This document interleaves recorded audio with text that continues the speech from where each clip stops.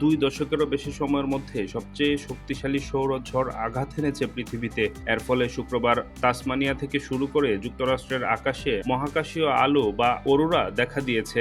বিরল এই সৌরঝড় আরও কয়েকদিন অব্যাহত থাকতে পারে এবং এ কারণে বিভিন্ন উপগ্রহ ও বৈদ্যুতিক গ্রিডের কার্যক্রম বিঘ্ন করতে পারে। এ খবর জানিয়েছে এএফপি।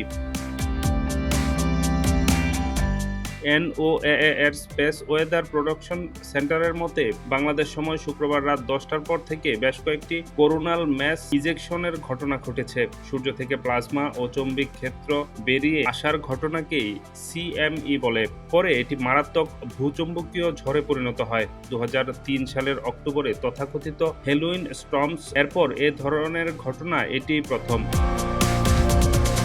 2021-এর আগেও ওই সৌরঝড় সুইডেনের ব্ল্যাকআউট ও দক্ষিণ আফ্রিকায় বিদ্যুৎ অবকাঠামো ক্ষতিগ্রস্ত হয়েছিল। আগামী দিনগুলোতে আরও CME পৃথিবীতে আঘাত হানতে পারে বলে আশঙ্কা করা হচ্ছে।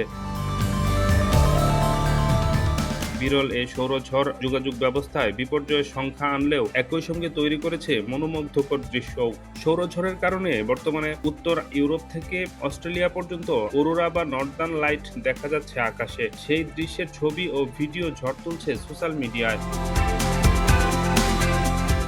পৃথিবীর চৌম্বক ক্ষেত্রের পরিবর্তনের কারণে সৃষ্ট ব্যাঘাতের জন্য স্যাটেলাইট অপারেটর, এয়ারলাইন্স এবং পাওয়ার গ্রিডগুলোকে সতর্কতা অবলম্বনের পরামর্শ দেওয়া হয়। সোলার ফ্লেয়ার বা সৌর অগ্নিশিখা সাধারণত আলোর গতিতে ভ্রমণ করে এবং প্রায় 8 মিনিটের মধ্যে পৃথিবীতে এসে পৌঁছায়। সেই তুলনায় CME এর গতি অনেকটাই ধীর।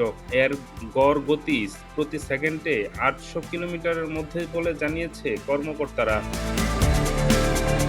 ডেস্ক রিপোর্ট, নতুন সময়।